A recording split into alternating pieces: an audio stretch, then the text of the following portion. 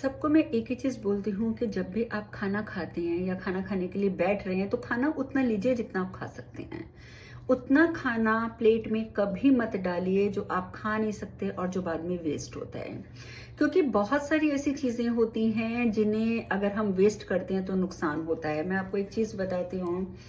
आपने नोटिस किया होगा कि हमारी जो हमारी माता हैं या हमारी दादी नानी जो हमसे बुजुर्ग लोग हैं, वो लोग जब दूध का केन या दूध की बॉटल और या दूध की जो थैली में, इंडिया में दूध की थैली में भी दूध आता है, तो वो चीजें जब खाली करते थे दूध उबालने के लिए, तो उसके बाद वो दूध की उस थैली, उस कंटेनर में थोड़ा सा पानी डालते थे, उसको अच्छी तरह हिलाते थे और उसको भी वापस पतीले में डाल देते थे। तो वो उसके पीछे हमें एक ये लॉजिक भी बताते थे कि अगर हमने थोड़ा सा पानी डालकर उसके अंदर डाल दिया तो कुछ चिंता करने की बात नहीं है, क्योंकि जब हम दूध को उबालेंगे तो भाप बनकर वो पानी जो है वो वैसे उड़ जाएगा, पानी दूध से निकल जाएगा। लेकिन उसके पीछे एक दूसरा रीजन था।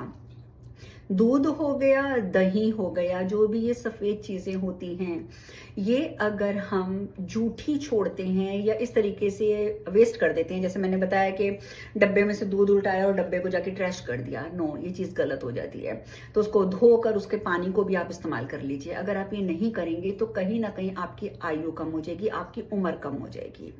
तो ये गलती मत कीजिए। पुराने जमाने के लोग, आप जानते हैं कि जब दही भी खाते थे ना, पराठे के साथ, किसी भी चीज के साथ, तो जो लास्ट में दही थोड़ा सा कटोरी में बचता था उसको अच्छी तरीके से वो पानी डाल के हिलाते थे और पी जाते थे। और हम कहते थे कि ऐसे लीचड़ों वाली बात कर रहे हैं, पर नहीं, ये वो अपनी उम्र को ठीक रखते थे, क्योंकि अगर आप ये हरकत करते हो तो आपकी उम्र कम होती है और उम्र कम होने का ये बेसिकली एक सिन माना जाता है।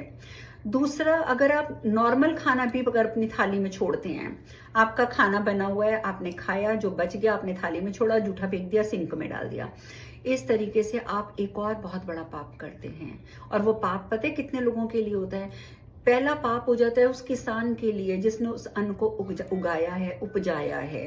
दूसरा पाप हो जाता है उस माता पिता के लिए जो कमा कर और उस अनाज को खरीद के लाए हैं और उन्होंने आपके लिए वो अनाज खरीदा और आपके लिए खाना बनवाया। तीसरा अपराध हो जाता है उस स्त्री के लिए, उस फीमेल के लिए जिसने वो खाना बनाया।